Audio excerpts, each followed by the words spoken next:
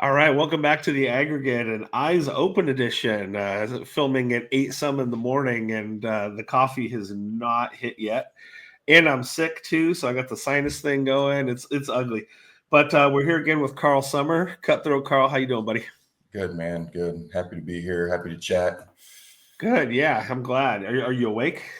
I am. Yeah, I get up early. I'm an early guy. With the dogs and stuff, I like to get a workout in kind of before the rest of the world's up and working out. So, especially with the new year and all these new people in the gym, it's nice to beat them in there. So,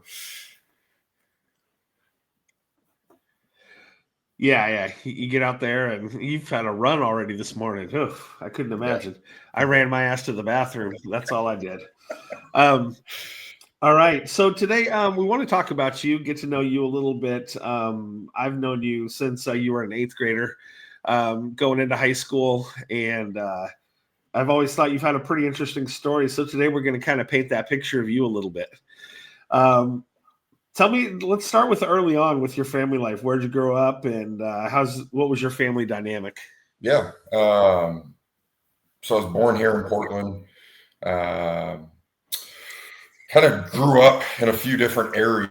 My parents were divorced when I was 2 years old, and my mom. So we moved back in with my grandparents in the Selwood area, and my mom kind of dated throughout that. Between I would say like when I was two to like eighth grade, she kind of dated, and so we just kind of lived in the Portland metro area. Spent a lot of my time in that Selwood, Westmoreland, Eastmoreland area. That's kind of where all the OG homies live. Got to grow up in like the Cleveland district, so grew up watching PIL basketball and football and things like that. Going to Portland State games as a young kid, and yeah, just kind of all things Portland, right? Um, yeah, And your mom went to Cleveland as well, I believe, right? And she was an athlete there. yeah. My mom, she was on the first women's basketball team at Cleveland. And we always give her a hard time because back then that first season they only allowed them to play half court. So we always tell them, Really?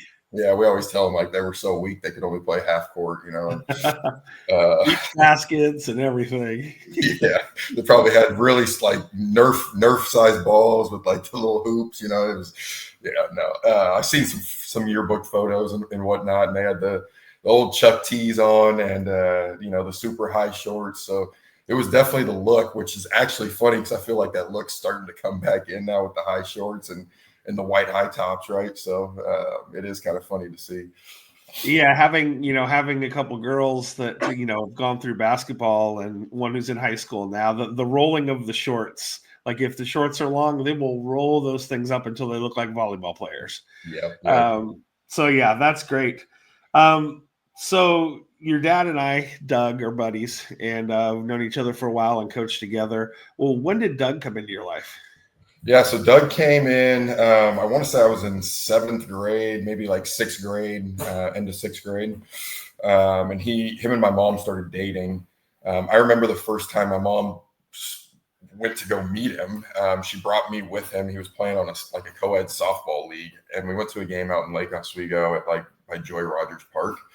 And the dude was scary. Like he was like 6'3". I don't know how much he weighed, but he was chiseled and had a big mustache, like a firefighter mustache. And I was like, this dude is like, I was intimidated by him as a sixth grade kid. And then the second time that they hung, well, the second time to me, I'm sure they hung out in between these times, but the second time to me, they hung out. My mom said, "Hey, Doug wants to play basketball again." He knew I was a basketball player, and so I, lace up the J's and go out there and play him. And I think I'm going to drop, 30 on his whole head. And I don't know if I ever touched the ball. Like, dude put me in the block, posted He me up. gave you no mercy, Billy Yeah, Madison style, huh? yeah, bro. O'Doyle rules. Like the dude was dropping drop steps with the elbows up, catching me in the side of the head, layup. One time I did have like a finger roll. I thought he just tossed it like it was gone. So right away I was like, man, I'm not messing with this dude. Like this dude is way too big to be playing basketball against me. So That's funny. yeah, and then I think that they got married. So a funny story about their marriage is they got married. I went to go play in a hoop summit in Las Vegas, and I actually played against Michael Jordan's kids, Marcus. Oh, wow. Marcus and Jeffrey, and it was like kind of like the highlight. We upset their team in the AAU circuit, and I actually busted my nose that game. So came home like dual black eyes, crooked nose, and I got in my mom's car, and she was like, "Guess what?" And I was like, "What?" And she goes, "Doug and I got married," and I was like, "Yeah, bullshit." And she goes, "No, we got married." And I'm like, so sick. My mom gets remarried while I'm on vacation. Like, didn't even have a chance to say no, don't get married. So I wasn't too stoked about it, like right off the bat, because I was like, man, like we were living with this guy, but like, who is this guy? Like, and he had his son, my stepbrother Cam. So we used to always like give Cam a hard time growing up, and he had kind of these little saggy, pasty white titties, and we would bruise him up and give him titty twisters all night and stuff. So it was just a shocker, like, oh damn, my mom's married now. So. And, Doug at that time was becoming the head football coach at Milwaukee High School. So my world was definitely about to change. Well, yeah. So let's transition into that. How did Doug being in the picture influence you to play football, to play basketball, to do other things? Was he an influence on your athletic career? 100%. So at that time, I was a basketball player. It was easier to do, right? Like you could go out and shoot hoops all night long. And that's what I did. Like I didn't read books. I didn't practice my handwriting. I didn't do my mathematics. I was out in the driveway shooting jumpers. Like it was easy for me at that time. Like the And One mixtapes were out. And like, I always thought like I could be one of those guys. Like I know it wasn't like the NBA, but it was like, man, that's street ball, right? That's what I do every day in the street. So, at that time it was like, I'm a hooper. I did play football, and it was kind of like forced. My uncles, when I was growing up, my uncles played football at Portland State. And when before I kind of had Doug in my life, my mom needed something for me to do, right? I was just kind of I wouldn't say troubled, but there's kind of two paths you can go, right? And they identified that early. And my uncle said, he's got to play football, so you got to sign him up. So I played football, and like I was terrible. I was on. They created a fifth quarter for guys that sucked and like couldn't get into games in the 1 through 4 quarters. So then the fifth quarter guys would play, and that's where I played in those. Like I played in those all the way up until like 7th grade. So I was trash at one point. Like I'm not gonna lie. And then something clicked in 7th grade. Like my coach Tony, he played at Central Catholic back in the day, but he was like, dude, you can be a linebacker, like, and spear people. And I was like, what? And he was like, at that time, Bill Goldberg was a big WWF wrestler. And like, that was my guy. So he was like, dude, you can do that. And I was like, what? And he was like, yeah, it's legal. So that's like, I grew up like just spear tackling people 7th and 8th grade. It was like, I was making my own teammates cry in practice. And I remember I was playing middle linebacker wearing number 51 and just spearing people like right and left. And at that time it was legal. So, that's probably why I have neck injuries now. But so we'll fast forward, get back to Doug's story a little bit here. So Doug, yes, came into my life. I was a hooper. Doug was a football guy, really wanted me. He could see kind of the potential, I think, and was like, this kid moves well. He's smart. He can do these things. He needs to be in the football atmosphere. So Doug, my 8th grade year, switched me from the Cleveland youth football program to the Milwaukee youth football program because he was the head coach at Milwaukee High School at that time. Every day after school at Selwood Middle School, he would pick me up and take me to the Milwaukee High School weight room where I would lift with the high school kids. So I started squatting and benching and doing all that stuff in 8th grade. And running on the field with the high school guys, and then would go up to the practice field above and practice with my youth team afterwards. And it was kind of at that moment where it was like, okay, I think I might be pretty good here. And they let me kind of do everything. I was too heavy to carry the ball, so I played like left tackle and played defensive line. And it was really, that's kind of where my coming out party happened, was that kind of transition to Milwaukee, where I became, that's the head coach's son, right? So it was kind of like more eyes were on me, and I had to kind of be up to par with what was going on in the program. We get into freshman year, and it's my whole basically youth football team. We're all 8th graders at the time, and not many 7th graders, and so we're coming in, and we have a pretty good class. And at that time is when it kind of really transitioned for me, and things started clicking, that I had an extra year with the high school kids. I had an extra year with the coaching staff, from coming in there and working out and doing off-season stuff with them. And then I kind of saw my athletic development take off that freshman year. And that's when I think the coaches, you and a few other guys, kind of put your heads together and were like, Carl's not a freshman, football player. Carl's not a JV football player. Carl's a varsity athlete. And at that point is when things just skyrocketed for me. Well, yeah, and I came in there when I first started coaching.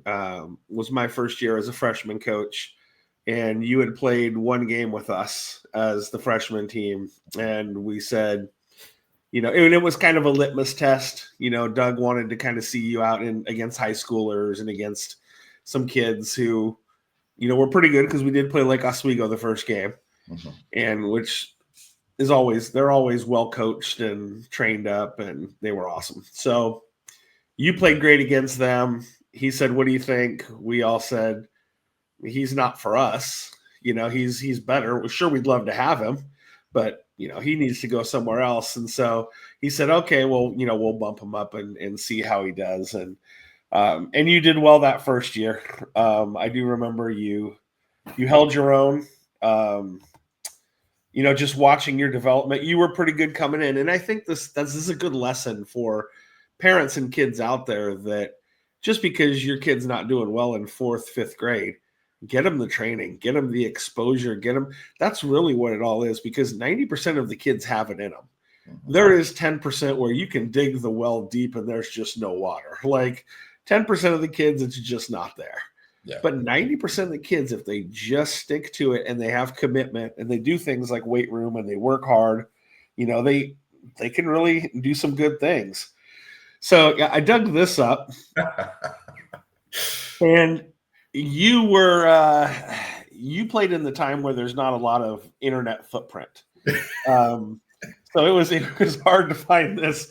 I've got old games on DVDs, and I've got VHS tapes, and I've got mini discs and stuff in my garage. But that was young Carl in Milwaukee, as I remember him. And this is not young Carl, but this is you at Milwaukee. That whole experience. Let's talk past the freshman year now. The whole experience, and you were there for 3 years. What was it like? Did you like it? Did you love it? How was it being coach's kid? Yeah. I actually really liked Milwaukee High School. Milwaukee was a place that I was welcomed. It was my kind of people. People that we worked hard, we had fun, and every once in a while we got in trouble, right? And it felt like that's kind of what high school was supposed to be. And the teachers were all super cool, very helpful. I wasn't the best at applying myself in high school. I would sit in the middle of the classroom. I never was the front of the classroom kind of kid. Some classes I would find myself in the back, like the math classes and the algebra and calculus and things like that. I would sit in the back because I didn't know anything. But Milwaukee was super cool.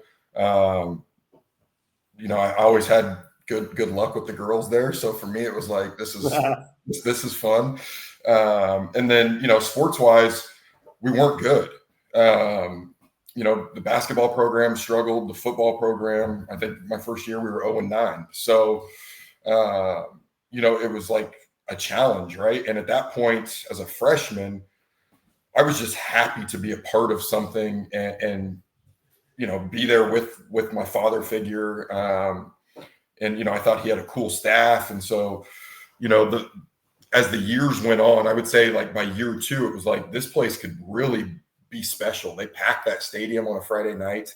The hoop court, the gym was getting redone at that time. And it was actually, I think it still is an awesome high school basketball atmosphere. So, really like freshman year, I swung JV varsity for football, and I played varsity basketball the whole season. So, I got kind of thrown into the fire as a young kid right away. And I will say that does good things to your reputation. And it also, if you ride that horse too high, it can cause some problems. So, at Milwaukee, I was probably more cocky because I was a freshman getting, my letters and hanging out with the seniors and going to prom and, had a senior girlfriend and doing things like that. Whereas other kids in my class weren't doing those things. So I think it kind of, I didn't build the relationships with kids in my age necessarily. It was always the older kids that I hung out with. Which I think by year 3 at Milwaukee caused some problems for me. Had a couple fist fights, got expelled from school or got suspended, was up for expulsion. Just had some problems, as kind of the years went on. But I did see my athletics take off as the years went on. So, it's a catch-22, right? What are you? Do you want to be the social guy or do you want to be a better athlete? And for me, I always chose that athletic road. So, if the fist fights and the talking shit comes with that, then so be it. And yes, was I probably cocky and a little bit loud? Yes. I'm not going to deny that. I'm well aware of that now as a 36-year-old man. So, my only option now is when I see some of those kids that were my age is, I stop and talk to them. I'm friends with, some of them on social media, and no bad blood by any means. We were young and dumb and didn't only know what you know. Right. So. And it's funny because back then and even still now, that's kind of the culture of Milwaukee is, it's like drinking and fighting. I mean, it's always been that kind of culture. It's the Mustang born, Mustang bred, which can be good and bad in ways. Do you still carry any of that with you? And you just mentioned you kind of ditched the negative part of it, but do you still carry any of that positive part of it with you? You're coaching now. You coached at Milwaukee. You're coaching at Gladstone. How is that stuck with you to give back to the kids? Yeah, no, I would only want to coach and be a part of these type of communities. So, things that I can relate to, that I know what the kids are going through. Like 90% of the schools on free and reduced lunch. That's a big deal, especially when you're an athlete. You need food, you need help, you need, and a lot of these kids are too embarrassed to raise their hands. So they need coaches that understand what they're going through without having to verbally say it, right? Like, we're aware, we know what you're going through. And that's that kind of tough Milwaukee way, right? That the kids just, fuck, I'm starving, but I'm not going to say anything. And I'm just going to get through practice and do the best I can. Right. And until we understand, like, this kid's not performing well, he really needs some food. As a staff, we understand those things, but that's just always been the Milwaukee way. And that's what was put kind of, I would say that was something that I learned and became a part of that culture, and then carried that with me and still do. Right. It's still get your hands dirty, earn your money the correct way. And, pack your lunch and bring your hard hat every day. So. Yeah. And that's something, Jody and I call that the McLaughlin corridor schools. So we call that the Milwaukee, Putnam, Gladstone. Yeah. Kind of in those. And I've coached at all 3 of those places, and they are very much all the same. And you did have some great coaches, Coach Alm, once who cared about the kids that, brought in food to you guys or give kids rides home, or 2 a.m, the kids could call when they're locked out of their house. I mean, these are things that I started coaching at Milwaukee, and I was like, well, this is really weird. And then I found out it was just kind of standard issue there. Yeah. but that's good. And so now you want to be the coach that you wanted to have when you were a kid there, or you wanted your friends to have, because you had a pretty good home life. Yep. But you had some friends and some acquaintances that didn't have that. So yeah, I mean, I think almost every year, well, even in college, this is crazy. Almost every year that I played sports, so freshman year, there was always somebody living with us. Somebody that either shared a room with me or was in a spare bedroom, or I mean, always. And that person could have been somebody that was great at sports, or somebody that wasn't very good at sports and just needed a roof and a hot plate. But there was always somebody living with us at certain points. So, and that it's crazy to think that even throughout college, that happened for myself and my little brother. Helped a few kids. They stayed with my parents throughout the summer so they could attend summer school at Portland State. So, yeah, it's just always kind of been who we've gravitated our friend circle towards. It's always like the same kind of people, which makes sense, right? Like those are the relationships that are going to last. And people like Coach Alm and my dad, who have such big hearts, and those are things as youth that I hope people gravitate towards, so they become that guy, right? And that's where I think my brother and I are now, is like, we might look tough, and we might, but we have giant hearts, and we'll give you a hug when you need a hug, and we'll give you a ride home if you need a ride home, and we're going to help you get recruited, and we're going to help, so we want to carry, kind of Alm's legacy. And for those of you people that are listening that don't know, Coach Alm passed, a little over a year ago. And, that was somebody that is irreplaceable. And as long as, 20 of us can do each one of what Alm's jobs, like we'll find a home for kids. Right. So that's kind of the goal here.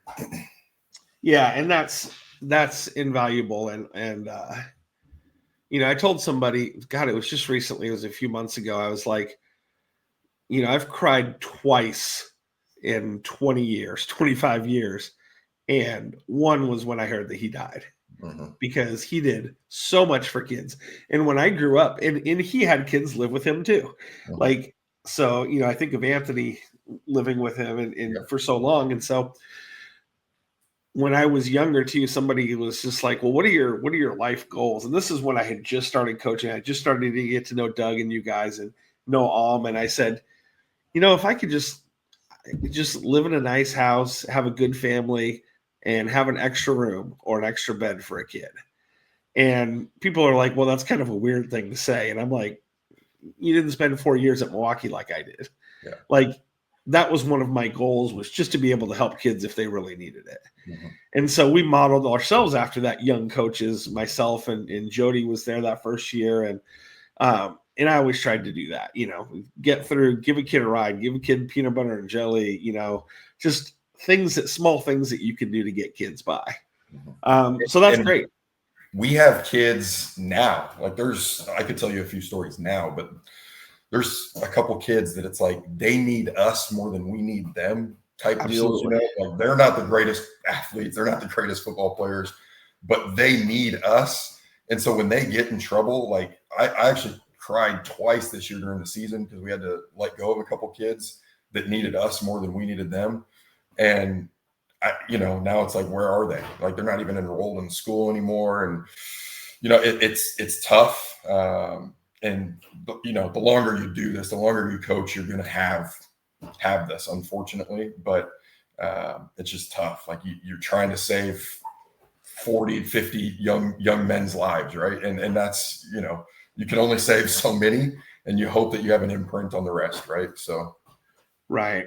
And so going from the have-nots to the haves. So after, your dad builds up the Milwaukee program, like I said, I was there for a few years, coaching freshmen the whole time, thought we did a pretty good job of building up the program. We beat Westland to get into the playoffs, which back then was a big deal. So considering there was only 4 classifications, that was the last year of 4 classifications also. Yep.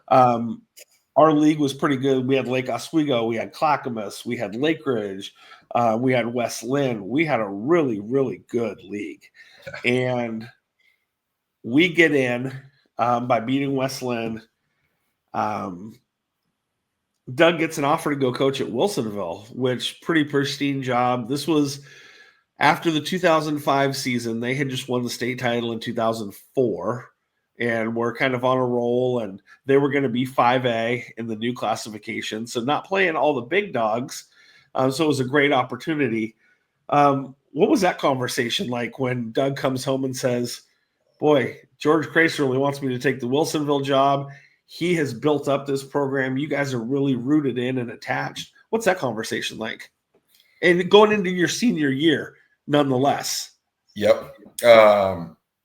So back at that point, the conversation couldn't come at a better time. I was currently suspended from Milwaukee. I got in a fist fight, up for expulsion because I didn't stop when they told me to stop. And there was maybe some staff members that got hit with a few punches. And maybe I don't know.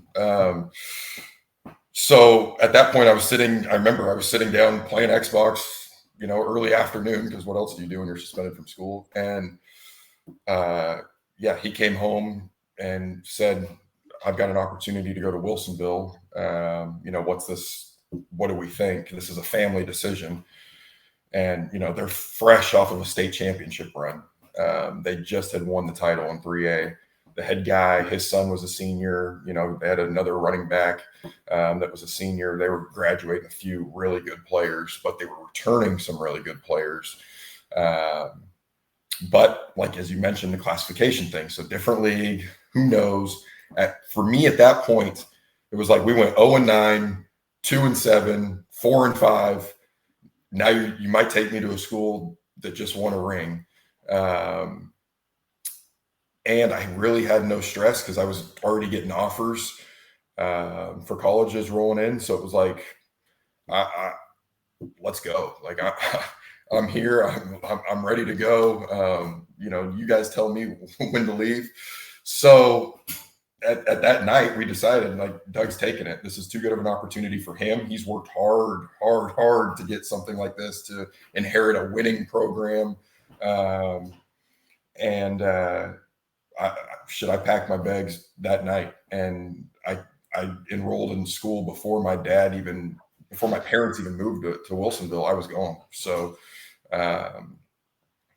it was a crazy conversation, crazy timing, just because everything that was going on in Milwaukee, and then boom, that got brought up, and I'm going, deuces.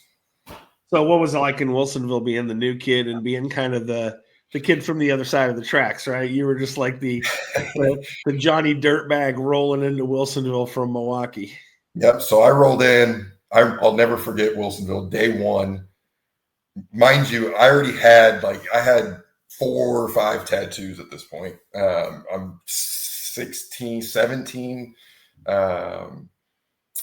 I pull in, I got an old Chevy truck, subwoofer in the back, pull in, slapping some, I don't know, probably Lil Wayne. And I'm looking around, and there's like Mercedes, BMWs, Volvos. I'm like, oh boy, like the staff here is driving whips. And then I like sit in the truck for a minute because I know nobody, and I'm there 10 minutes early. What am I going to do? Go mingle with people I don't know? So I'm watching, and these are kids getting out of the cars. Like, you got blonde girls, like girls I've never seen before in Milwaukee. And then you got, dudes wearing their Letterman's jackets with brand new J's on that aren't dirty. And man, everybody's got nice backpacks and clothes. And like, I remember I was in I think my Milwaukee playoff sweats from when we went to the playoffs my junior year. So I was like, man, this is crazy. Like, am I in the right place? Like, what is going on? And I got to school, and I remember I checked in the office, and they were like, welcome. Like, I was like, they treated me like I was a celebrity. Like, this kid's, the 50th ranked player in the nation. He's got all these football offers. He's coming to save, we're going to win another ring with him. And so I get there, I checked into the office, like the school cop came out, gave me a hug, introduced himself. Principal was like, I'm going to show you around. Athletic director was with us. And then they set me in a room with a counselor, and they fucked up. because what they told me was, it's January, you're transferring here, at the middle of a year. Whatever grades you had coming into the year, you're just going to keep throughout the school year. So from January to June, you've already graded yourself out. So whatever you had at Milwaukee is transferring over. I was like, word? And they're like, yep. So whatever you have, you have. And at that point, I was rolling like a 3.3, maybe a 2.9, but it was good enough to keep playing. So, but they messed up because I was in and out of classes. I was skipping school. I was going to hang out with girls. I was going back to Milwaukee to see some friends. Like, I was all over the place. And the one place I wasn't was in the classroom. Where you should have been. Yeah, I should have been there. But that was like day one. And it was like, man, I got nothing but, I see nothing but green here, right? Like, everything is beautiful. The women, the dudes are all dressed to the nines. Like, the staff is cool. They're treating me nice. I don't have to go to school. Like, what is going on, right? And at that point, I'd already decided I'm graduating the following year. I'm graduating early. So my credits everything was like lined up perfectly for me at that point. All I had to do now was just perform and lift weights and focus on being an athlete, which was kind of crazy. So yeah, I met some people. I am going to, no free shout outs. Shout out to Bussin' with the boys there. But there is one person that, and this is going to come back later in the story, but there's one person that I am going to mention his name, and it's Austin Smith. But Austin, like, we just hit it off. And so I was living with my uncle because he had an address in West Lynn and I could go to Wilsonville with that address. And Austin came to me like day 3 and was like, bro, I got a spare bedroom. You should just stay at the crib. And I remember like telling my uncle, like, this is my address, but I'll be here 6 out of 7 days. So I packed it, went to my uncle's house, packed my gym bag, took it to Austin's, slowly just started moving in stuff, and basically stayed with Austin up until my parents moved to Wilsonville. Right on. And, you had sent me, I'm trying to load up this film from you at Wilsonville here. But in the meantime, I had not this one. Where are you here? I had a picture of you somewhere. That's a Portland State, but I'll find it on here. You did send me some video on here that I'm trying to find. You just sent to me, but I'm not tech savvy enough to put it on here yet. But we'll figure it out. But you had a successful career at Wilsonville as a playing career. You were a very highly recruited player. Yep. And where were you? Ended up at Oregon State, but tell me some of the other places that you were at that you wanted to go. Yep. So Wilsonville, we had a good run, went to the semifinals. Played against another kid that ended up signing with Oregon State in the semis, Colby Prince. That was kind of a fun clash, right, between two guys that were going to Oregon State and going head to head. The one thing that I look back on that game and that last game my senior year, and I'll never, ever, ever forget this moment. And I probably, I have so many of these kind of memories, but this one specifically, I look at the clock and there's, we're down, I think 10, maybe 7, maybe 14. Anyways, fourth quarter, couple minutes left. And at that point you start to realize like it's done, right? We're not coming back. And I look over and I look at the sideline and the first person I notice is my dad. And the tears just, man, it's TLC waterfalls, right? Like it's just gone, right? So I'm one of the few kids that get to keep playing after this moment, right? Like I know football's not done for me. And to look around after I see my dad, and then I look around and some of the, the guys, and I know I only played one season there, but you share that field with some of these guys, every snap, right? And you realize like, man, these guys, this is it for them. Like this is it. And, it's just an emotional time. So yeah, now we go into college, right? And I was recruited as a sophomore. I started racking in some offers. I got some smaller schools right off the bat. And then my first letter that I got in the mail was BYU. And I remember telling my dad, shit, I'm going to BYU. And he's like, you're not Mormon.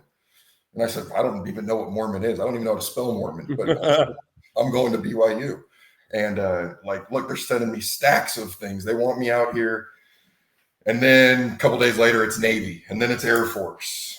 And then you're like, well, I'm not going to enlist. I'm not going to serve the country. Like at that point, it was like, I'm playing in the NFL. Like I'm not. So forget those schools, right? And then Benny Dixon, who was at Milwaukee High School, was getting recruited big time by Oregon State. And that's when I first had my first interactions with Oregon State. And oh shit, yeah, this is the one right here. So I found it, and I don't mean to interrupt you. It kind of popped up here, but here's what you'd sent me here, a little video recording, and this was you at Wilsonville in a nutshell. Like I said, you didn't get the ball a whole ton there. You played a lot of D end, and just for the viewers, we get Carl the ball here, and he was kind of a man among boys, and this is why he was recruited. And this was against probably the best team in the state, I thought. West Albany and Corvallis ended up playing for it, and Corvallis won it that year with some really good kids too. Yeah. But boy, the Sherwood team was pretty damn good. Yeah, that was the only team that beat us in the for the league title, right? Which by 3 points, 17-14. I had both touchdowns that game, and I think we look back at that film, we make a couple more blocks on the goal line, and we score a few more. So, well, and not that I want to give our aggregate viewers, and we're going to be talking to Coach Sommer, Coach Doug Sommer here within a couple weeks, but Doug Sommer also went for it on 4th and 1 on the goal line when his savvy young assistant coach was telling him to kick field goals. And we had to kick. And we ended up losing by 3. And after the game, he's like, shit, if we had just kicked 2 field goals, we win that game. And I was like, yeah, but it is what it is. So we still laugh about it. But yeah, you were getting a lot of letters, a lot of hype, a lot of interest. Yep. So offers started rolling in, like I said, sophomore year, junior year, things really ramped up. At that point, I was like, Oregon State just feels like home for me. I'm going to commit. I committed like June of 06 going into the 07 year, my senior year. And, at that point I had UCLA, Cal, Oregon State, UW, Boise State, Colorado. So I committed early, and what happens when you commit is like the day you commit, you get all these phone calls, you get, maybe a few t-shirts from the equipment guys that back then was illegal. You shouldn't have got those. You get to go down there to all the games, and like, you're the first guy. Like I was the first commit of the year. So, here comes this local kid, 50th ranked tight end in the nation. He's coming in to make an impact right away. He's graduating early. And then, all that hype, all the recruiting, the rivals.com, the scout.com, that's what it was back then. Now it's, I think, 24/7. But all these things, Oregonian, all these things, right? And then crickets. Don't hear fucking shit for months. Well, then, after my first game at Wilsonville, I get a phone call from DJ McCarthy at UCLA, like, what's up, man? You want to flip? And then I get a call from the guy at Cal, like, what's up, man? Do you want to flip? And then Coach Zambucas, who's the tight end coach at Oregon, like, we really need a tight end. We've got Tim Day, and he's gone after this. Like, we could use you. And then you start thinking, like, I haven't heard shit from Oregon State. Like, and so as a young 17-year-old kid, you're like, man, this attention feels good. Like, and I remember calling my dad and saying, I was sitting in Randall Stadium at Wilsonville, and it was lunchtime, and DJ McCarthy just called me from UCLA, and he said, we're bringing you down on a visit. And I remember calling my dad and said, I'm going to open this thing back up. Offers are coming in strong. Like, I've got a chance to go play in the Army All-American game. Like, I'm trying to go. Like, I'm trying to do these things. And my dad said, pump the brakes. Like, son, let me teach you a lesson. You're committed. And when you commit to something, that means you're going to do this. And I said, yeah, but I haven't signed anything. He goes, no, let me rephrase that. When you commit to something, that means you're committed to it. Like, you are going to that place. And I said, fuck you. Like, I'm not happy. Like, they're not. And he goes, well, you're not happy because they're not doing what? And I said, well, they're not showing me love anymore. Like, they stopped recruiting me. And he's like, you're committed to them.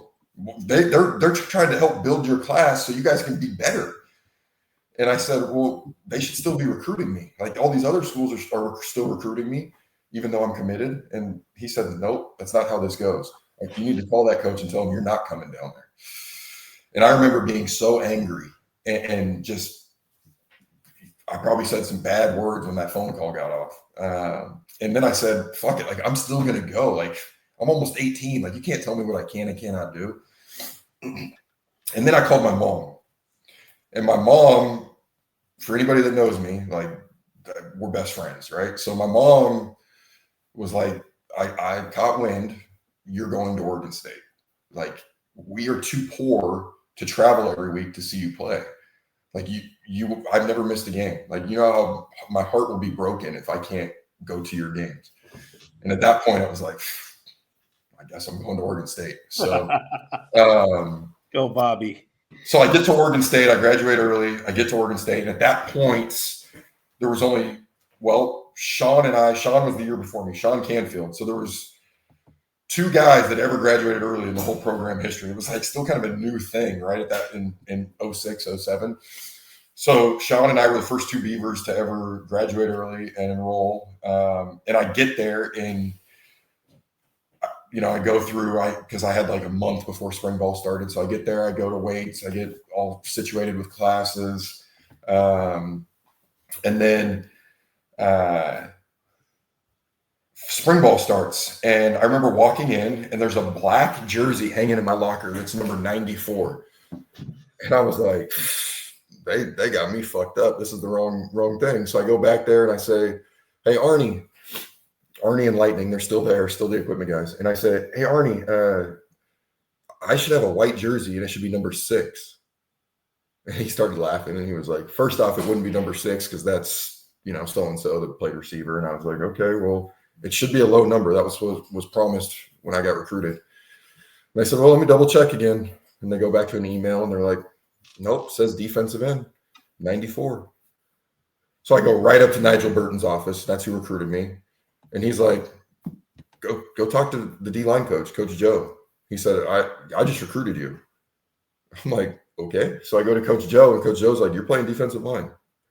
I said, no, I'm a tight end. I'm the 49th or 50th ranked tight end in the nation. Like, I am a tight end. And he's like, well, we got 7 of them. So we only, we need some D-line help. We think just give it a go for spring. At this point, I'm like, why the fuck did I even graduate early? Why did I come down here? My whole point was to come down here and play right away. Now I'm playing a position I don't even want to play. Now let's put a pin in this for 1 second, Carl. Yep. So you played defensive end in high school, correct? Yep. Now tell me, did you receive any awards as a defensive end in high school? I'm sure I did. I'm sure I was all state. I was all state. I was all league. I believe you were like the defensive player of the year in high school for our league, weren't you? I was, yes. Okay. So let's for our viewers who don't know you, let's just say you weren't a shitty defensive end. Okay. You were very good tight end. You did a lot of great things, but let's just put this on you that Oregon State saw film, and when they watch film, they watch both sides of the ball. And you were a pretty good defensive end too. So go ahead with your story. I just wanted everybody to know that you weren't too bad. Yeah. So I was a good defensive end in high school. Got some awards, but let me just to rebuttal that. Every school that was talking to me said I was a tight end. So look, getting the ball and scoring touchdowns was what I wanted to do. Right? Sacks were meaningless to me at that point. So I get there, I go through spring ball, and it's up and down, right? Like, it's men amongst boys. And when you were the top dog at a 5A school in Oregon, thinking you're the shit, getting recruited by all these people, and then you come down to Corvallis and you just get your ass kicked by grown ass men. I've never been drove off the ball. I've never been pancaked. I've never been fucking basically just treated like a little bitch. And that's what I was. So I just continued to fight, get better. Ended up redshirting that first year and, had a good time. Like, man, made some good relationships. Some of my boys were true freshmen. So James Rogers, Daryl Catchings, those are my boys, like boys. And they were playing as true freshmen. So part of me was like, man, this is awesome. But then the other part, the competitive part, was like, I want to be out there, right? And so like you just keep building, and can't wait for the season actually to end. So then it's like it's my turn, right? Now this redshirt year is over. It's my turn to get out there. And when that clock flipped after that redshirt season, and we went on, we went down to the Emerald Bowl. We won the Emerald Bowl, played against Darius Hayward Bay. It was a first round draft pick, and I got to see some really cool things, be a part of a really good team, a 9-win college football team, which is tough to do, right? So, and then you get to see Corvallis on a Saturday, and it's just fucking cool. Like the place is on fire, it's lit up, and everybody loves it. And win, lose, draw, like everybody's having a good time there. So it was just awesome atmosphere. I can't wait for my clock. My clock goes spring ball, redshirt freshman year, and I'm still not getting like maybe the love that I thought I should be getting at that point. It was like, well, they're fucking with me, but it's not like I'm not starting. Well, the two guys in front of me also got drafted in the NFL, Slade Norris and Victor Butler. They weren't bad. But again, I'm like, I should be playing. Like, so go through spring ball, get to fall camp. And in fall camp, like after like the first 3 days, there was an article that was put out that was like, is Carl Sommer the young guy to watch on the defensive line? And so I was juiced, like, man, I might be that guy, right? And I think, this is just somebody watching practice writing this shit, right? This isn't anybody involved with the program. But I let it get into me. I needed some of that love, and like I let it like call all the homies, like, man, this is my year, like this is my time. And so we get ready to go play Stanford week 1, and which I thought was a crazy week 1 game. Like usually it's, non-conference or something, right? And it's Stanford 0 week, end of August. Like we're going down there to play Stanford, Palo Alto, first ever college game. I remember walking into the stadium and it was like, man, like this is crazy, right? And get suited up, and Coach Banker, who was the DC there, was like, get ready. Like your number is going to get called early, and that's going to be a test. So get ready. And I was like, okay, cool. So game goes by. I mean, we're up 14 with like 2 minutes left, and they got the ball, and like, I don't get in the game, like not once. And I was like, I didn't even get in on kickoff, punt, nothing. So we won, but I was pissed off. Like, what the fuck? Like, how come I'm not playing? So we go through practice, and me and my position coach, we had it kind of out for each other. Like there was some comments he's made to me. I made some probably shitty gestures back. Then we get ready to go play Penn State. Crazy game. Like super grateful that I was ever even a part of that game, and to go, to College Station and, or Happy Valley and go there and see the whiteout and hear people, we are Penn State. Like it's fucking cool. And you see just like all the way up in the nosebleeds, there's like a little section that look like ants of orange people, right? Like, and I remember pre-game, my dad texted me, like, if you get a chance to shake Joe Paterno's hand, go do it. And I said, okay, cool. So like looking across, like I see Joe Pa, and it's like, that's pretty cool to me, growing up in a football family and like knowing who that guy is, like pretty cool. Mind you, this is all pre-Jerry Sandusky stuff. So at that point in time, it was pretty fucking cool.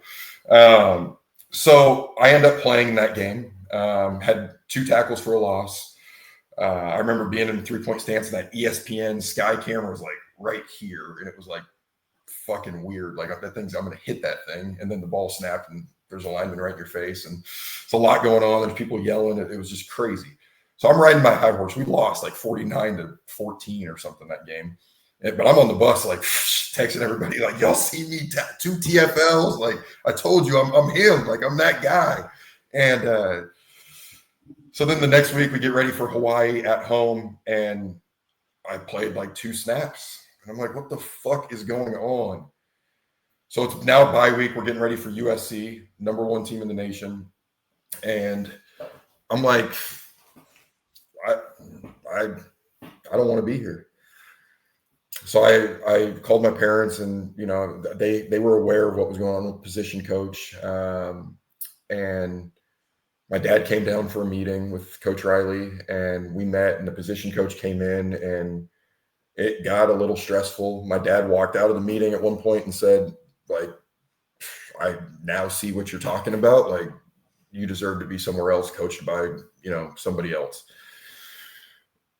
I wanted to stay in Corvallis, but I wanted to play football. And so I really fought. Like, I went to Coach Losi, who was a tight end coach, and was like, Coach, I don't care if I don't play tight end, but like, at least I'll be happy, like, running routes in practice and catching the ball. And like, I'm not going to lie, like, I saw the tight ends on the roster. Like, I know I'm better than some of these guys. So like, just give me a fair shake. Like, nope, sorry, Carl, I'm not going to do it.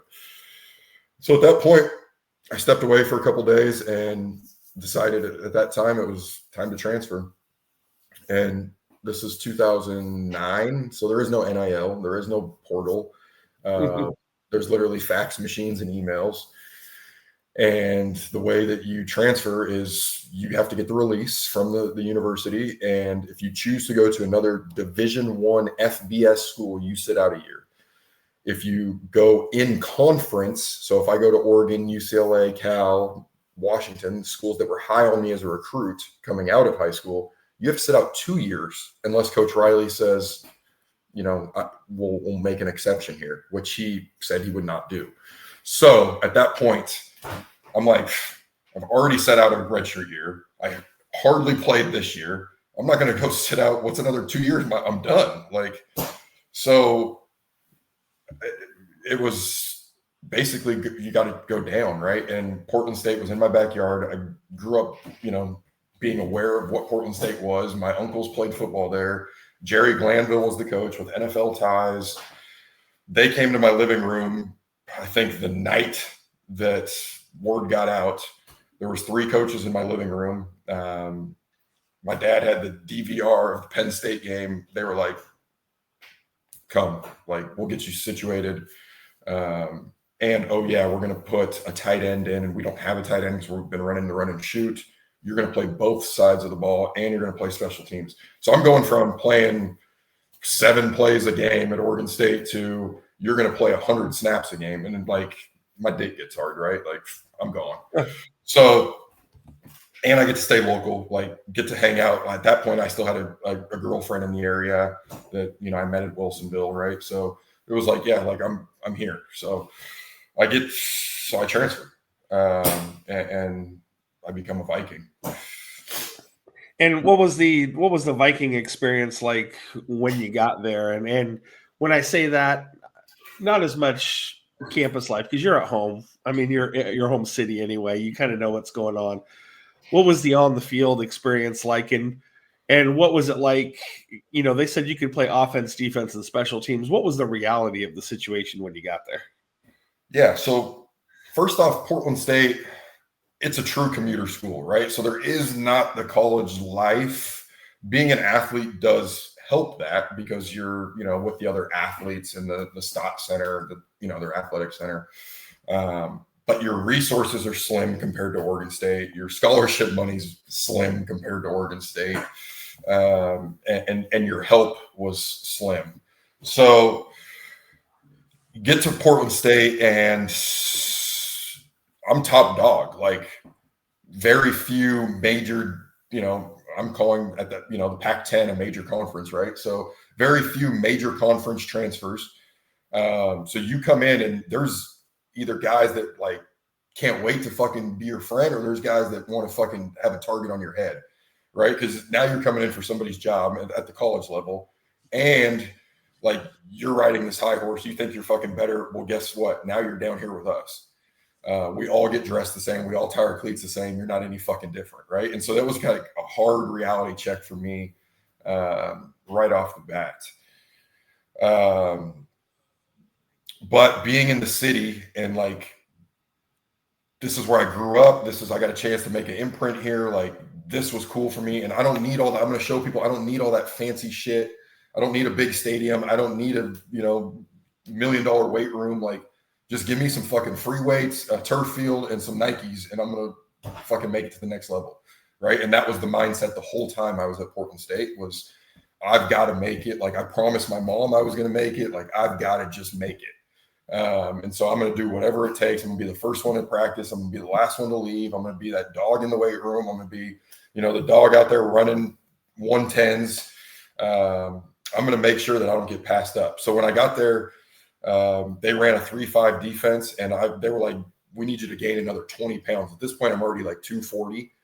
So now you want me up to 260, which would be the biggest I've ever been. And you want my hand in the ground versus being a stand-up guy. So I was in there kind of playing like a 3-tech, and then becoming like a true blocking tight end, which I played probably like, 10 snaps a game at tight end, and then a bunch on defense, and then almost every special team besides kickoff.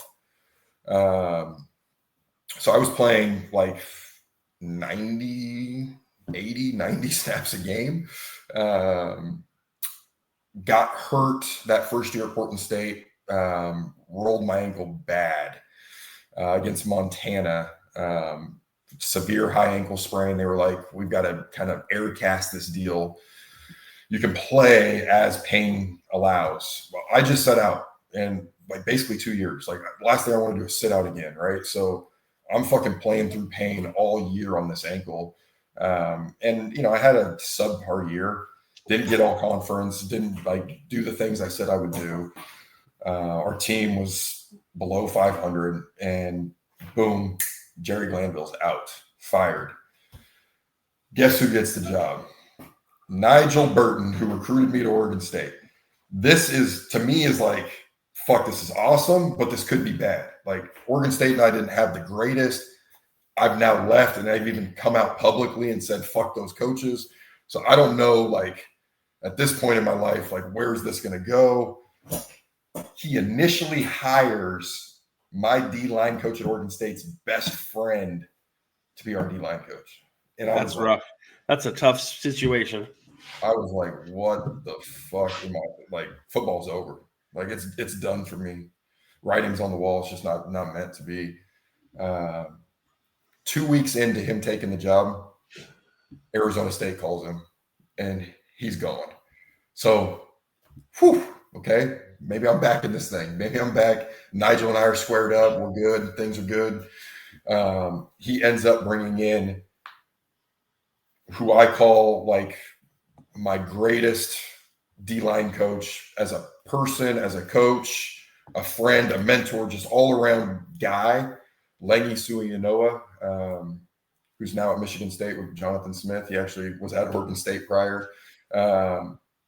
Lengy played at Nevada, played in the NFL, for a short stint, but he was a dog, and he knew exactly kind of how to develop me, and we connected. Got back into a 4-man front, had me as a stand-up rush end, which was like, that's home for daddy right here. So that's put me in, let me go. We'll play run on the way to the quarterback. Like, those words, like the fucking Lord, like, was talking to me. And I went off that my junior year. I went off, had a few sacks, had a bunch of tackles for loss, got all league, which, all league in college is, it's a big deal, right? Like, it was honorable mention, all Big Sky. Absolutely. For a team that won 3 games. So, our team wasn't where we needed to be, but that was Nigel's first year. And your boy we played Arizona State that year, and I set the record for Portland State for the number of snaps played in a game. I think it was 112 snaps. Still played tight end, got to play, was long snapping, was doing everything. So And at Arizona State, they had Brock Osweiler. They had a big left tackle. His last name was Schwab. That's who I went against. He was like a third-round draft pick. Broke my finger. Had to get a plate put in it from that game. 112 degrees or 113 degrees at kickoff. Just fucking crazy, right? And that's how we started the college football season. Then we went down to Oregon and got fucking rolled 70-3. I remember I had LaMichael James, that's my boy now. Shout out LaMike. Had him wrapped up in the backfield, and then their fucking cannon went off, and I lifted my head off the ground, and he was in the end zone dancing. I was like, boy, I just had this man wrapped up. Like, what? How did he get out? So, yeah, there was a lot of lessons that year, but your boy was playing, and I was playing good. Hey, Carl. Good. Yep. Let me pause this for just a second here, okay? Yep. Let me pause for the cause because your boy has to hit the bathroom for a moment. Yep.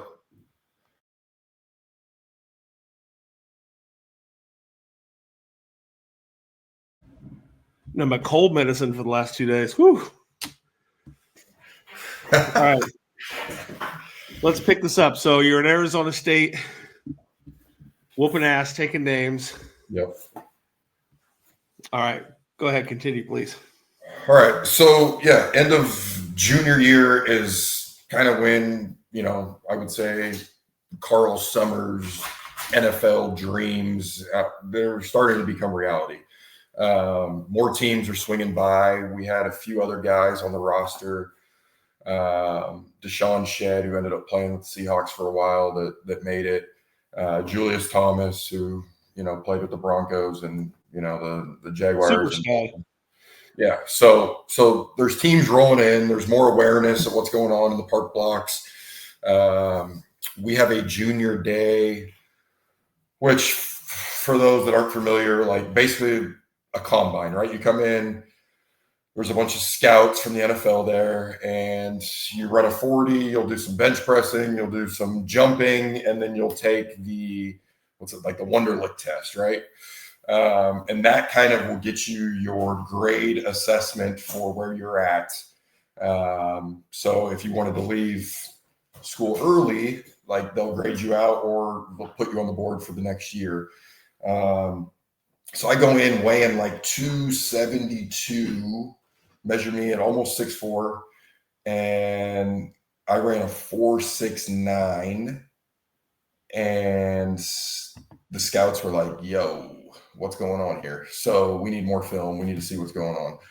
So Ed Langsdorff, who was a scout for the Chargers, whose son was the OC at Oregon State when I was there, picked up the phone and gave me a buzz and was like, you're on our board.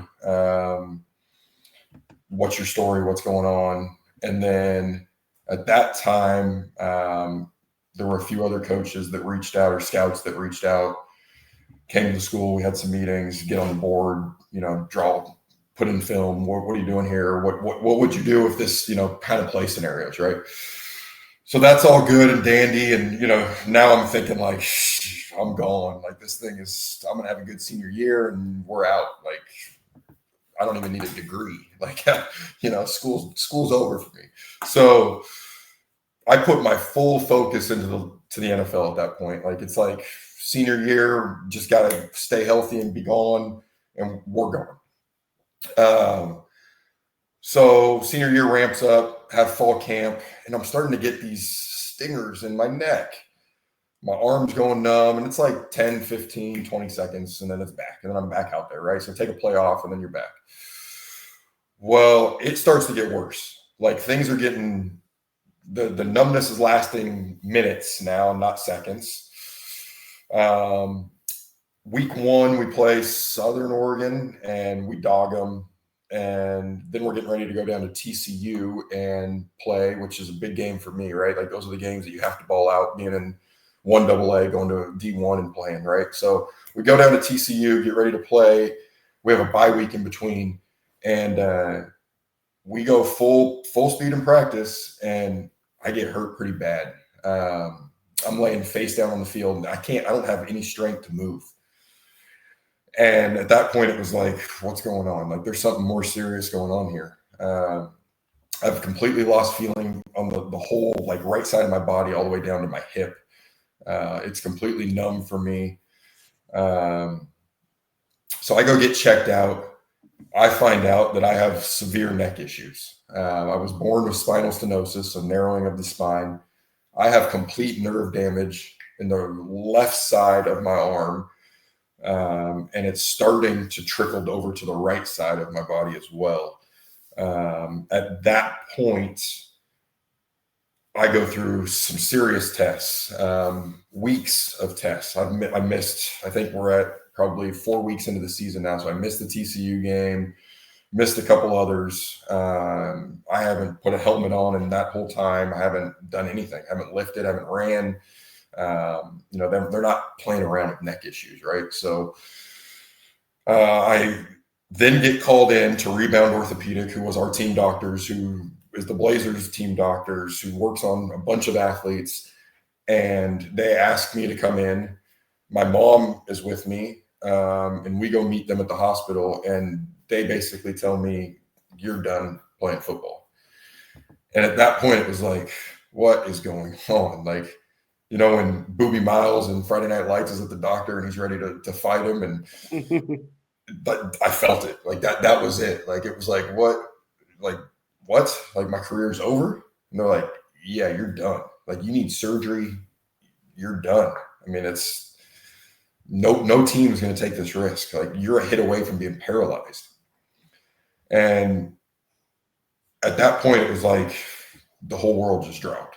Like, I was getting 4 weeks ago, the Chargers were on me, and now I'm being told I'm never playing again. And so, it's like, well, what do you do, right? Like, what can you do? So, Portland State's like, are you done? Or are you choosing to be done? And I'm like, well, the doctors are saying I need to be done. It's my boy right there, Miles Wade. Big recruit. It just goes to show you even 5 stars can end up at Portland State. Anyways, yeah, that was a big bomb drop for me. And it was probably one of the toughest things in life to ever deal with. And a mentor at that time texted me, which now that text is super meaningful, but at the time it actually pissed me off. It said, Carl Sommer will be remembered for what he does off the field versus what he did on the field. And at that time, I was ready to drive out to where I knew where he worked. I was ready to drive out there and beat his ass. But he's a mentor of mine, right? And he worked at Nike. And now you look back on it, 10 years later, and you're like, he's exactly right. And his career ended in a similar fashion due to an injury. So, yeah. So you're done. You're done playing football, and, it happens to everybody, right? Father Time is undefeated, they say. Yep. Except for like Tom Brady and LeBron James. Like, they just keep going. HGH is a hell of a thing. Yeah. So you're done playing football. You have to come to grips with that. When you look back on it, and we'll move on from football in just a moment here, but you had mentioned a couple names when talking at OSU and talking about Portland State. Give me some of your favorite players to play with, whether it was because they were electric and amazing to watch in life, or whether they became a big part of your personal life, and some of the coaches too that influenced you in more of a positive manner, either at Oregon State or at Portland State. Who were your dudes? Yep. So players wise, it's hard to mention Oregon State in my era when you don't mention these names. Sammy Strotter, dude was electric on the field, off the field, one of the most humble guys. Like, I'm talking, would call my mom and wish her happy birthday. Like, and the dude was a celebrity, right? Like, in Corvallis, everybody knew Sammy. And Sammy had his own deals. Like, he took a year off because his head wasn't right. But it was all behind closed doors. And Sammy, he was just a great dude. Another name, Sabby Piscatelli, who I think some of you guys, the younger generation, might know as Tino in the WWF now. But Sabby was a free safety at Oregon State. Played for the Buccaneers for a while. Sabby was like Chuck Cecil for old school. Like he will come down and hit you. I've seen that guy deliver some major hits. And Strotter, just when I think of Sammy Strotter, 2 words come to mind, and it's quick twitch. Oh yeah, like fast. Yeah. So so go ahead. Evanson Bernard, great dude. Still in contact with that guy. Beautiful family. His wife was a cheerleader at Oregon State. They got 2 or 3 little kids now. Just great dude. And then the Rogers brothers. James is still my boy. Just had lunch with him the other day. Quiz is down in Texas with, again, a beautiful wife and family. He's coaching high school football, making a lot more money than I'm making coaching high school football here in Oregon. And he's got a daughter that is going to be one hell of a soccer player. And you heard it here first. Like I'm telling you guys right now, she's on the map already as like a sophomore in high school.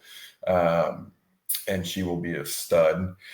Lineman wise, just because I went against him every day. Andy Levitri played in the NFL for a long time. Dude he was a dog.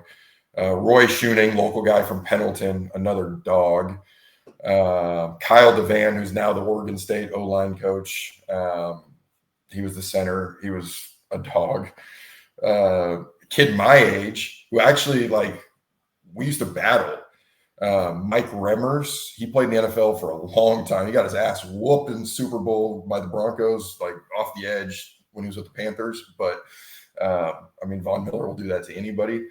So, but Mike is a good dude. And then when I got to Portland State, dog, I'm going to tell you right now, C-Mac, Corey McCaffrey was one of the coldest white boys that carried the rock. Look up his records at Sisters when he played in high school. He was the dude. And I tell people oh, you guys think I'm talking about Christian McCaffrey. No, I'm talking about Corey McCaffrey. He was C-Mac before C-Mac. And he was a dog. Corey McCaffrey was racking up 2,000-yard seasons. Yes. With an S. Yes. When he was at Sisters. Multiple. Yes. Yeah, he was a dog. Deshaun Shedd, nobody outworked that guy. Blessings for everything that he's done. He's now coaching in the NFL with the Dolphins. But yeah, won a few rings, was part of that Legion of Boom group. Obviously, the obvious one at Portland State is Julius Thomas. Julius and I, he was the best man at my wedding. We were boys.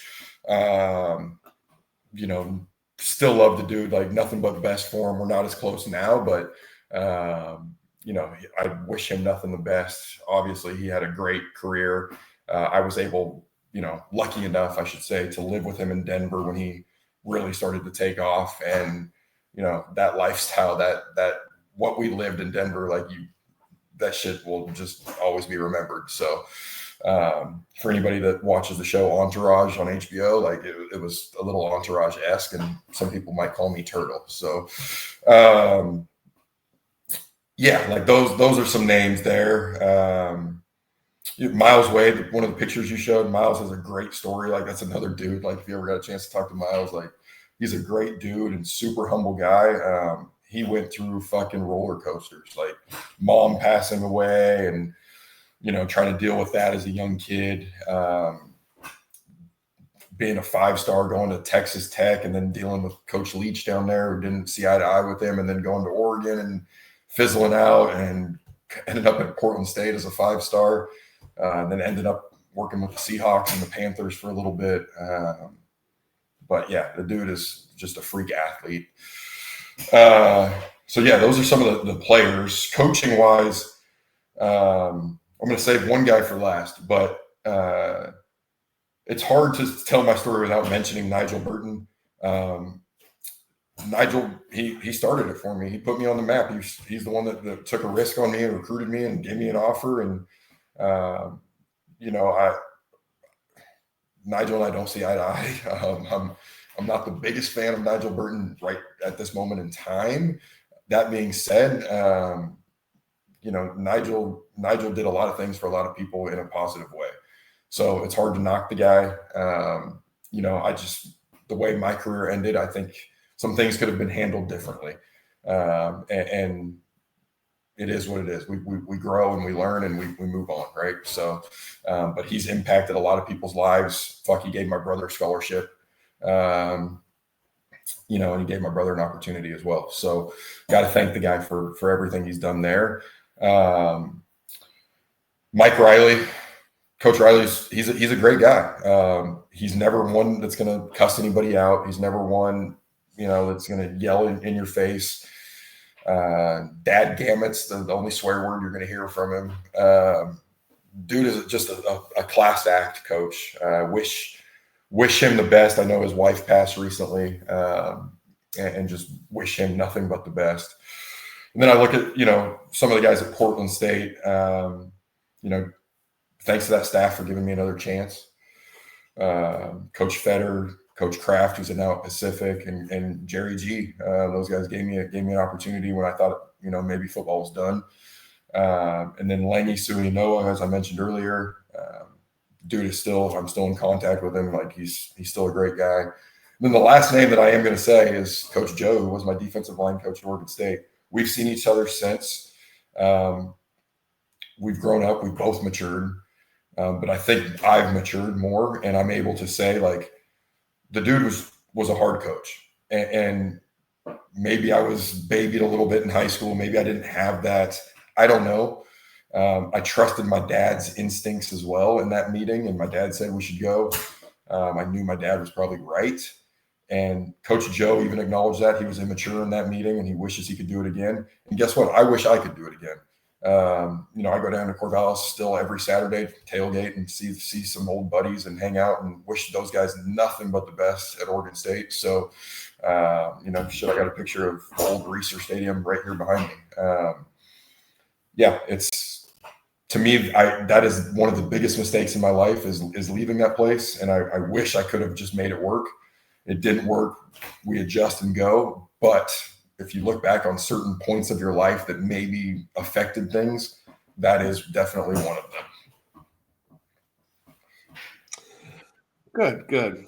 Well, and again, maybe it affected it for good. Maybe it affected it for bad. Maybe you and Julius wouldn't have been, the guys. You never know. Things happen for a reason, right? And you just have to trust that path and make the best of every decision you make. Yep. But I know what you're saying. You're just you kind of wonder that there's those forks in the road that if I took the red pill instead of the blue pill type deal, Right. So post football, one of the things I wanted to touch upon is you've worked, and just like we all do when we're young, we kind of bounce around and we kind of figure out what we want to do. You've worked for some interesting companies and done some interesting things. Tell me, post football, what are some of the jobs and some of the places you worked for that were like your favorites or interesting or that influenced you the most also? Yeah. Worked for Adidas. I've worked for Nike. I've worked at Doc Martens. I'm at Columbia Sportswear. Lucky enough to own a small business as well. I've stayed busy. One thing about me is I knew I always wanted to be in footwear or fashion. I've always kind of been into streetwear and what's cool, what's not cool. So you can thank my mom for that, for giving me a pair of J's back in the 90s and telling me I can't wear them outside. So from that day forward, it's always just kind of been part of me. Learned a lot at Nike. To me, that was the NFL. Like, you get to Nike, you've made it in that industry. And I was there for, I did the retail thing for a while with Nike at the employee store and a few other places. But when I got to the headquarters, I got to campus, I was there for about a year. And it really opened my eyes. Like, is this really a place that I could see myself working a long time? And the answer was no. It wasn't what I thought it would be. At that point, there was still a lot of, I'm going to call them OGs, but there's, other terms for them, old heads and things like that, right? That unless you're in those groups, like, you're just going to be making 55, 60 grand, and you're not going to be climbing the ladder anytime soon until one of those guys dies. So, unless you've got something really cool to offer one of these guys, or you're a scratch golfer and you beat one of their asses on the course or something, like, good luck. So I never could crack that code and get into one of those groups. That's just not who I am. I'm not really your social butterfly. Or I'm not really into getting on my knees for guys I don't know. So even guys I do know. So, yeah. So I learned a lot about myself at Nike. Doc Martens, believe it or not, like, you know, known as like skinhead punk rock, you know, like just all over the place. Like when I met a guy named Craig Sumter, who's still a dear friend and mentor for me today, he took a chance on me. I didn't have the resume to get the job that he got me. But he took a chance. He saw something, brought me over there.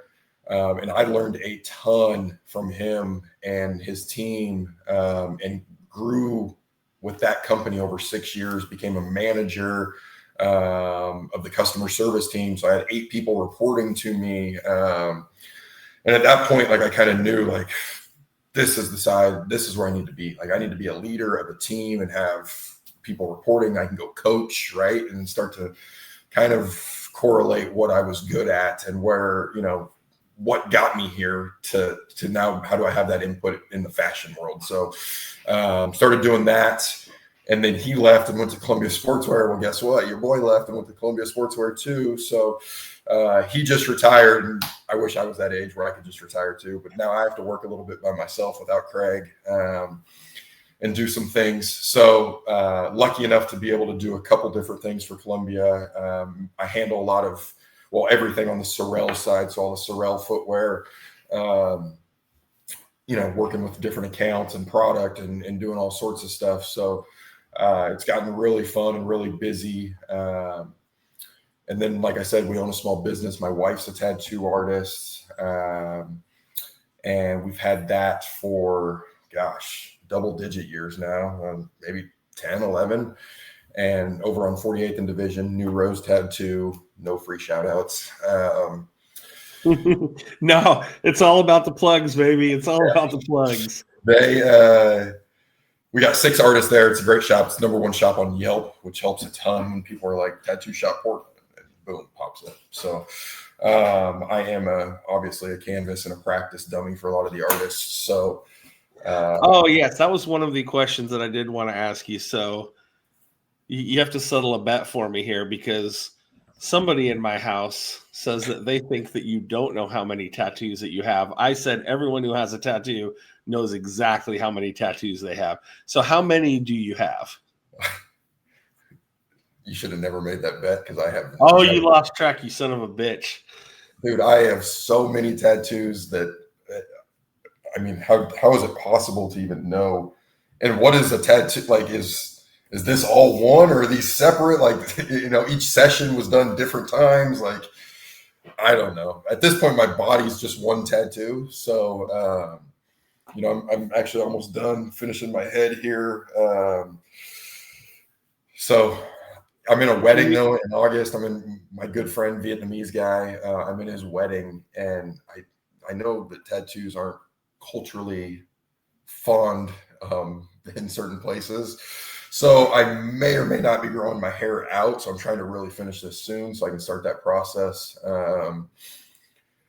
Just out of respect. They didn't tell me to, but I don't want to be looking like too much of I'm already going to be a 6'4" in a Vietnamese wedding where most of the guys are like 5'4". So yeah, you're going to stand out just a touch. Yeah. And again, kind of this post football here, and we're it's taking this natural segue. Let's talk about your betrothed. You mentioned that you guys have a tattoo shop. Give me the Carrie story. Like how did you two come to find each other? Carrie and I met at Bar 15 in Portland. She actually went to Portland State at one point to finish up an art degree, and I was just finishing at Portland State. Oh yeah, that's a good picture. That's New Year's Eve. I just grabbed this off Instagram real quick to show the folks at home that you definitely, like Coach Wolf said, outkicked your coverage. Yeah. I mean, I was for me, I was like, that was full Yellowstone. I was like my Rip Dutton, I was like trying to beat Rip and she was Beth, type thing. So Hey, anyway, there's not very many people better than Rip, in my opinion. Like he's the dude like that you want to be. So I met her at bar 15, and crazy story, like she came up to me with a Tecate beer and she was like, "You're the man of my dreams. I'm going to marry you." That was the first thing this girl ever said to me. And I looked at my boy. I was with Julius at the time. I looked at my boy and was like, "Let's get the fuck out of here. There's a stage 5 clinger. Like, I'm out. Like, this girl, no, like I don't want to ever be married. Like, what are you talking about?" So we go to another bar. I'm not going to lie. I don't know how, there was no sharing locations back then. All of a sudden she's at the bar. Like, I'm like, yo, this is crazy. Like, I don't know how she got here. I don't know. Like, did she have a drone? Did she have something follow me here? Like, I don't know how she knew I was here. Anyways, I was walking out and she goes, "Aren't you going to get my number?" And I was like, "Sure, put it in my phone." So I just handed her my phone. I told her my name was Anthony, which is my middle name. So she puts it in her phone. And then she tells me I'm a tattoo artist. Then I'm like, okay, like maybe I'll stay and talk for just a tad bit longer than I originally planned. Okay, so you're a tattoo artist. Like, I've never seen a tattoo artist that looks like you. Usually they're not very attractive. And so I'm like, "Where do you tattoo at?" And she told me, which it wasn't a good shop at the time. Still isn't. But so I was like, I'm going to wake up tomorrow. I'm going to go see if she really works there. So I woke up hungover because all we did was drink OE 40s back then. And I woke up and I rolled into the tattoo shop and she was the only one in there. This cute blonde girl working at the front desk. And I was like, "So you work at the front desk or do you tattoo?" She's like, "I tattoo." I was like, "Well, fuck, let's tattoo me." So she tattooed me. In the middle of the tattoo, she goes, "You know what's crazy? I have the same tattoo in the same spot." I was like, "No fucking way." And she lifts up her shirt, and right under her bra, it says "Life Goes On." And that's where I was getting "Life Goes On" right under my chest. And I was like, "Oh, this is crazy." So we literally have a matching tattoo after 24 hours of knowing each other. So at that point, like I said, I mentioned Julius, I was on my way out. I was moving. Yep. I was moving to Denver, and I wanted somebody to drive with me to Denver. That's a long drive by yourself. And so I was like, "Hey, do you want to drive with me to Denver and then I'll fly you back to Portland?" And she was like, "I would love to, but I can't because I have finals next week at Portland State." Got it. So moved to Denver, did my thing. I'm sure she was here doing her thing. Stayed in touch a little bit. A year or so goes by and Adidas calls me for a job to come back to Portland and work in Adidas football. And I took the job, and sitting in my room one night and I was bored and I scrolling through my phone book and was like, text her, "What are you doing?" "I'm going out with some girlfriends." Boom, met her out.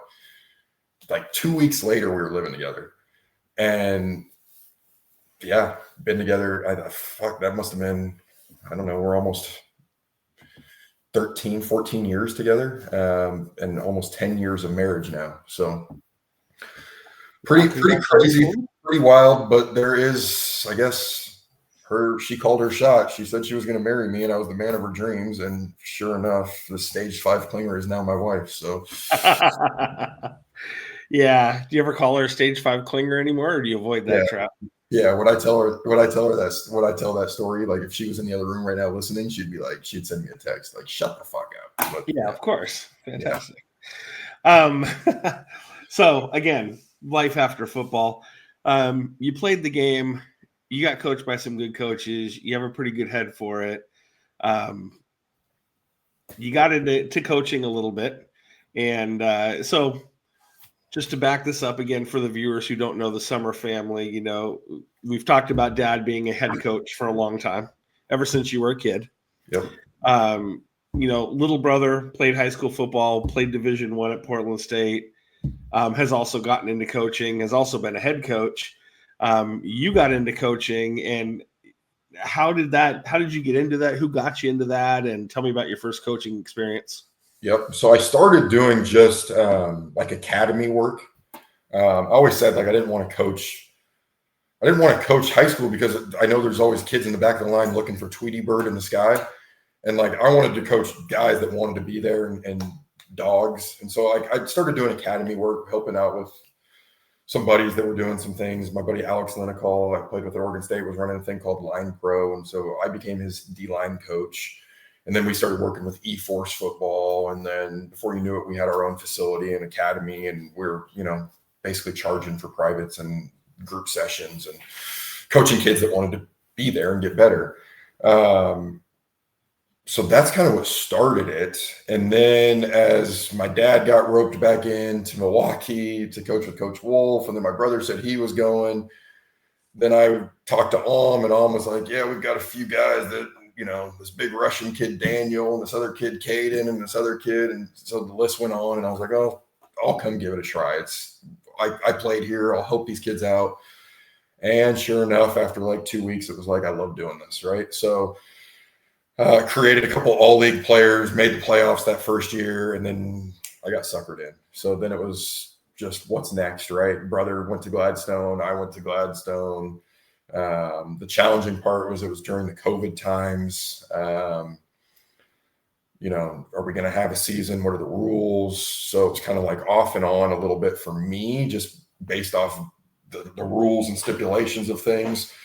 And so, I decided when my dad took over, I originally said, no, I don't have the time to do this. I'm still MMA fighting, but we'll talk about that in a second. But I don't have time to do this to the level that you need, plus my job, plus running a business, So anyways, I went to one game against Scappoose and they got rolled, and that was as much as I could sit through, and said, you need help. So first year I volunteered and helped. And now this last year, officially joined the staff. And now the role, I just had my exit interview with my dad, right? The role is going to keep growing for me.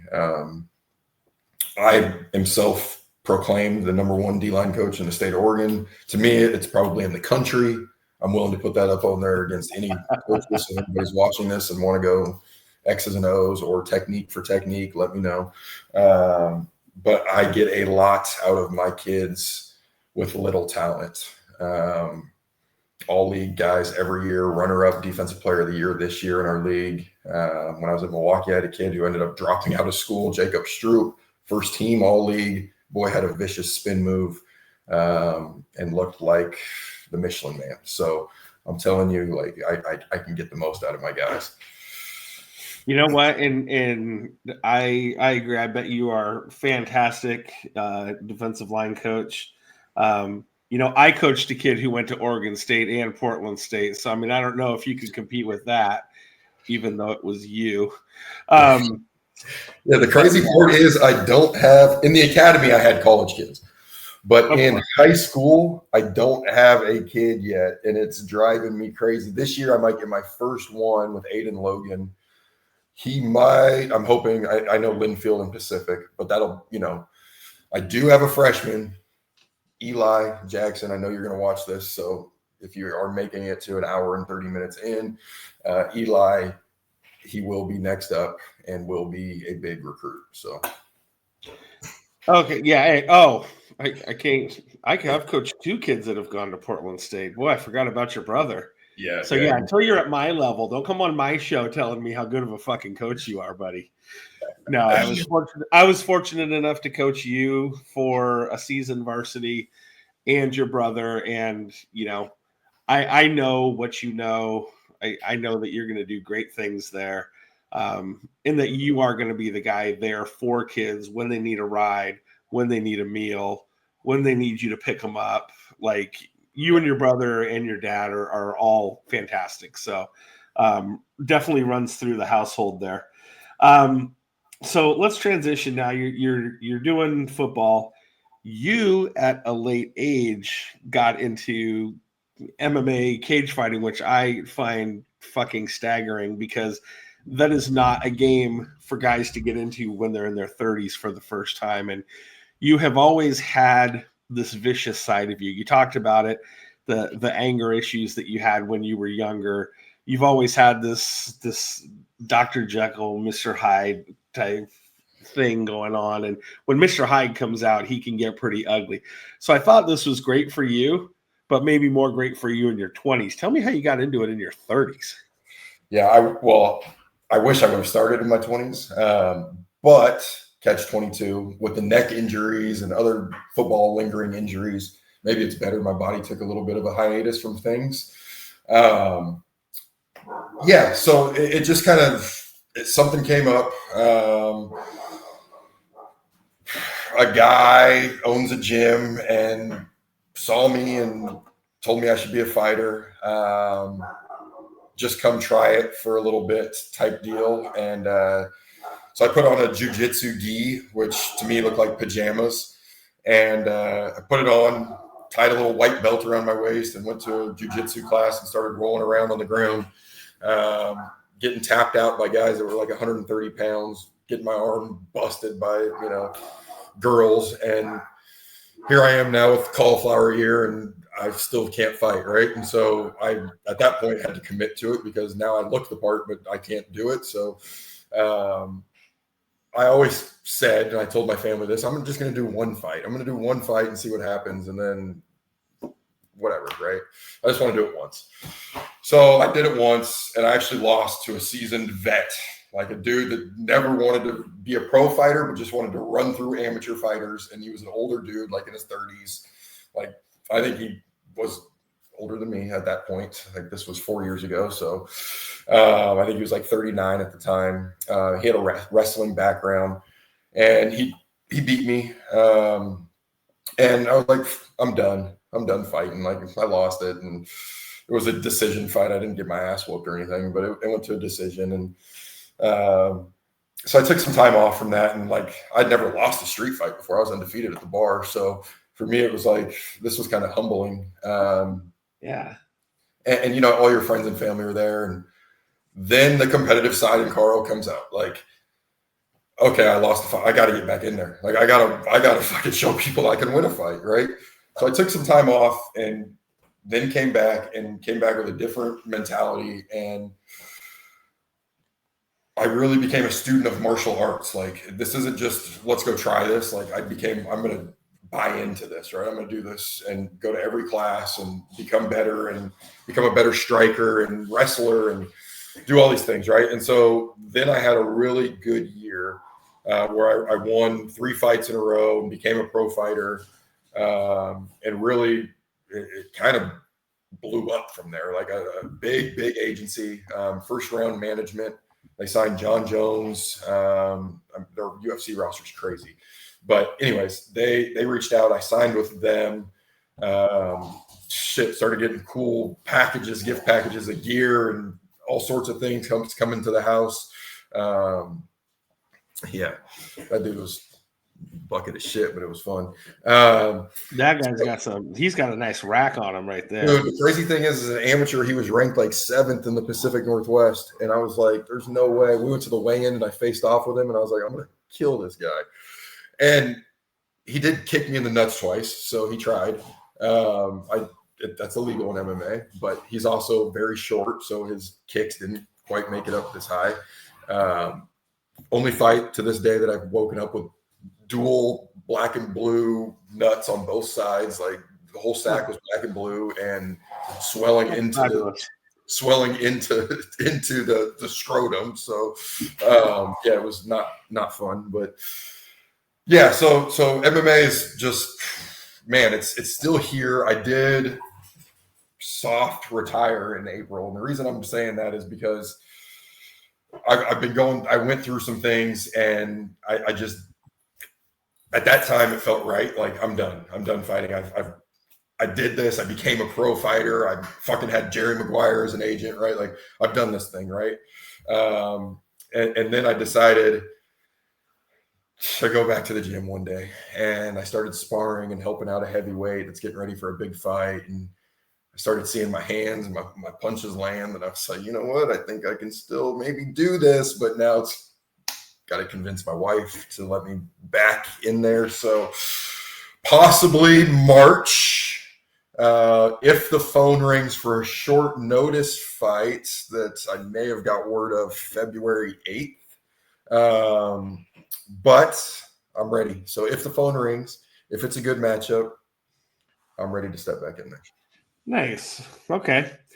So we're working for Columbia Sports where you're fighting, you're coaching, you got 3 dogs and 2 cats in the house. You're married. You've got a lot of shit going on your plate there. So you're finding yourself keeping busy. That's good. That keeps the demons away. It does. So you decided that that's not enough. So tell me about this shoe game that you've started here. We talked about earlier, you've been a sneakerhead. You like the fashion. You like to see what's going on. Tell me about, like I said, not that you don't have enough going on. You decided to force something else in there. Tell me about the shoes. Yeah. So my wife's a big arts and crafts person. Go figure. She's a tattoo artist, but she loves to sew and knit and do all sorts of things. And I always make fun of her because she's doing it while I'm watching Red Zone or Monday Night Football or the bowl games, and she's over there just working away. And she always says, "You need a hobby." I'm like, MMA is not a hobby. Coaching is not a hobby. Like, come on, like you're downplaying my hobbies. And sitting on the couch watching football is not a hobby. So she's like, "No, you need something to keep like active and keep your mind a mind hobby." I'm like, "Well, I don't play chess or checkers, right? I just don't do it. I'm not Queen's Gambit." So I started seeing like these shoe customizers, and I was like, "Oh, been in the game a long time." At one point in my life, had over like 250 pairs of Jordans. So I've been in the sneaker world for a long, like since '99, and I've been a size 13 like since '01. So like my collection's just there, like it hasn't moved. So everybody knows Converse. Everybody loves Converse, and everybody loves Nike, and Nike owns Converse. And a few years ago, they did do a collaboration with a streetwear brand where they put the swoosh on the side of a Converse. And if you want a pair of those nowadays, you can go to a resale site and they're $850. For a pair of Converse, I can't justify that. So I was like, I'm going to go buy an $80 pair of Chuck Taylors. I'm going to stitch the swoosh on myself. And I'm just going to make a video on Instagram and call it a passion project. So I did that. And it looked fucking cool. Then I was like, you know what? Like, I'm going to do a couple more with a couple different colors. One you can maybe catch a glimpse of right over my eyes or right over my shoulder here with your eyes. Oregon State colors, by the way. So then I was like, I got some DMs from an Instagram. Some people were like, "Can you do a pair for me?" Now I have over 17 pairs, working on a pair right now for a local DJ in the city of Portland. And yeah, just kind of is something that is my art and craft hobby, but it's a passion project. It's truly that. I'm not intending it to fucking make me a millionaire. What I was doing is just having fun because my wife was giving me a hard time, and now it's here. So yeah, and nothing wrong with a passion project. That's the aggregate right now, man. It's what we're doing. We're doing this for the fun of it, right? yeah. And we're doing this as a connection, and that's great. And Oregon State colors not only, but also Gladstone Gladiator colors, sir. So you're right in there with the orange and black. All right, so let's go on here and let's wrap this up. And you've done a great job. I appreciate you. You shared so much with us today. And I'm glad to. I'm hearing some stuff that I haven't heard, and I've known you for 20 some odd years, 25 years or whatever it's been. So we're going to finish, of course, like we always do, with the lightning round. And you're going to get 2 choices. You're going to give me the choice, and you're going to tell me why. Okay? All right. So you played at OSU and you played at PSU. Are you a Beaver or a Viking? Beaver. Okay. And you did mention that, I wrote these not hearing the interview, obviously, but yeah, you definitely sounds like you wanted to stay a Beaver. But all right, fantastic. Packing that lunch, you gonna pack peanut butter and jelly or ham and cheese? PB&J. PB&J, a little sweet tooth. All right. More jelly than PB. Okay. Do you make them like sloppy or are they dry? So I don't love when they're sloppy unless I'm eating it right there. If I sloppy it up and it goes in a Ziploc, I'm gonna be pissed. So it's just got to be, if it's sloppy, it's right there eating. If I'm Ziplocking it for the day, it's clean around the edges. And I didn't even write this one down, but are we going crunchy or creamy peanut butter? Ooh, creamy. Yeah. Okay. Okay. Pause. So you're by yourself. Just I'm gonna watch a movie. I'm going to bed, and we can kind of watch a movie before bed here. We're watching a comedy movie. We're watching an action movie. Ooh, man. I'm gonna watch an action movie. Okay. Now, date night, comedy movie, action movie. Well, my wife loves serial killers, so if I go missing, no, but comedy movie, like a good laugh is always fun. If it's a romantic comedy, it's going to be even better for her. So, yeah, fantastic. All right, truck, loaded up sports car. Truck, baby. Yes, had both at one point. Had both together. Still, that might come back. I used to have a Challenger, and I had a big lifted Toyota Tundra. Got rid of the Tundra. I now have an F-250 with a 6-inch lift and 37 tires. So if you see me, just give me the deuces. But I'll try not to blow black smoke on you. I did have a Challenger, and it was fun to have that date night, like easy to park. Like it's tough to drive this truck everywhere. So the Challenger might make a comeback. That is the one sports car that always has me. So yeah, but yeah, it's tough to beat that truck sitting 3 feet higher than people. There's just something about it, just lording over the rest of the universe in a high lift truck.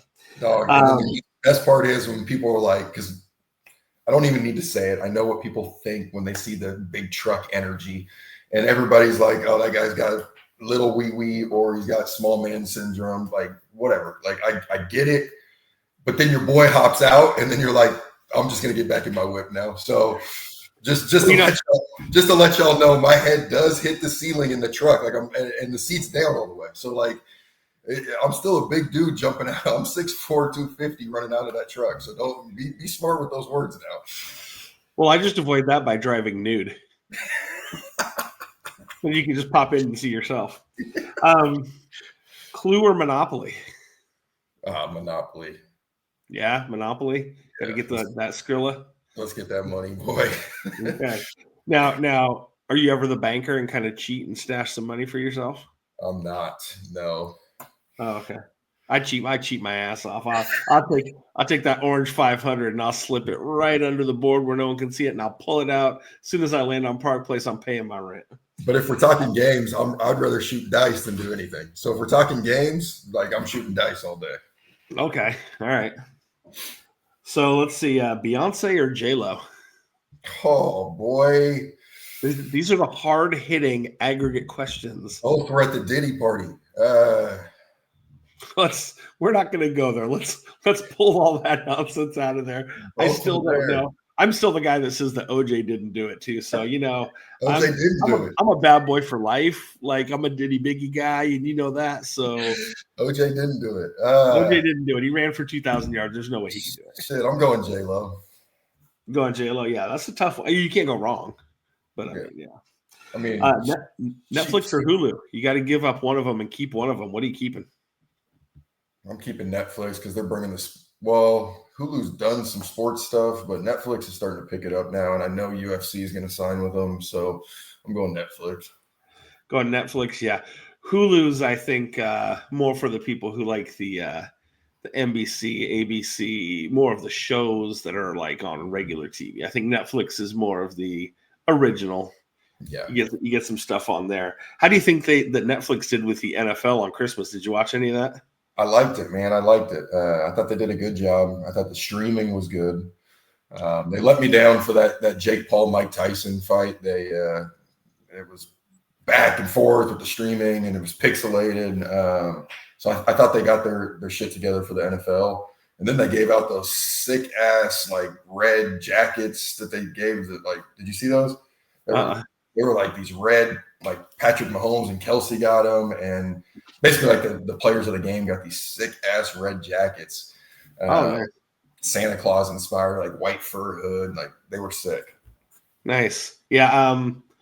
I thought they did a better job than when Amazon first did their Thursday night game, and it was pixelated and it was slow and it was choppy and it was just really bad the first time they did it. Yeah, and I thought the crew was good for Netflix. It's still hard as hell for me to watch Thursday night football with Herb Street. I don't know, like when I hear Herb Street, I hear college football. So like to hear him talk NFL just is tough for me. Yeah. No, I get you. And it's not him. It's just the fact that he was so good at college football that it's tough to jump the shark and just go right over to NFL. But there are worse. You can do worse than Kirk Herbstreit. There are worse. Let's see. When you're playing, you like to play on turf or play on grass? Man, turf. When I played turf. Yeah. And now looking back on it, like a good grass field, but there wasn't at Milwaukee. We didn't have good grass, so no. turf. No, my first year, my first game at Milwaukee, I remember standing on the sidelines, and I didn't have anything to do. I was a freshman coach, so I'm standing on the sidelines at the home game, and there was definitely a crown on the field. The crown went up in the middle and then down on the other side. And I look over, and I couldn't see the socks from the other coaches that were on the other sideline. Yeah. And I was like, oh, we definitely have – you want to run downhill. You want to run to the sidelines on that field. Yeah. But, yeah, now as a coach, I'll tell you this. If I see a grass field as a coach, I'm going to hate that because my shoes get dirty. Yeah. I want a turf field as a coach. Yep. So, all right, a couple more here. It's late night. 10 o'clock, 11 o'clock. That's late for me nowadays. You going to McDonald's or Taco Bell? Getting that burger or that taco? You getting that really good Coke? Yeah. The McDonald's has that crack Coke, son. A Big Mac and Coke and fries is, let's do that. Let's that hits the spot, yeah. Yeah. Sometimes the shit's not open late though. Taco Bell be the only thing open. It's Taco Bell or Jack in the Box, and I'm definitely not going to Jack in the Box. So reliability, yeah, definitely. I see that. If they're both open, it's Mickey D's for your boy. Yeah. You get a little more, especially for a guy like you that is active. You want that protein, that just extra kick. All right, and this is the last hard hitter here. Biggie or Tupac? Shit. Tupac, baby. West Coast till I die. Yeah, okay. Going with the West Coast. Yeah, that's a tough one. I think Tupac might be the best rapper I've ever heard, but I mean, I grew up with the nickname Big Papa, and I grew up listening to that. And when I met you, I was rolling that stuff. And when I was at Wilsonville, you talked about rolling into there, listening to the Lil Wayne. I still had the Biggie. I still had the Tupac. I was listening to Nelly. Like those were the good old days of the 2000s. So my mom put me on Tupac. She used to bump Dear Mama in her convertible, and I was sitting in the back seat, not knowing a damn word, but thinking I knew them all. So she put me on Tupac, and then my first pro fight, I walked out to hit him up, and that's why I fucked your bitch, and it just, my mind was ready to go, boy. Yeah, and then what really makes me a proud father too is when I play some of the stuff for my kids, and they're just like, yeah, that's good.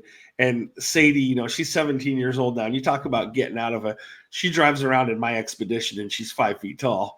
So she just like, the door opens up and like a rappel rope comes out, and she kind of hops down from it.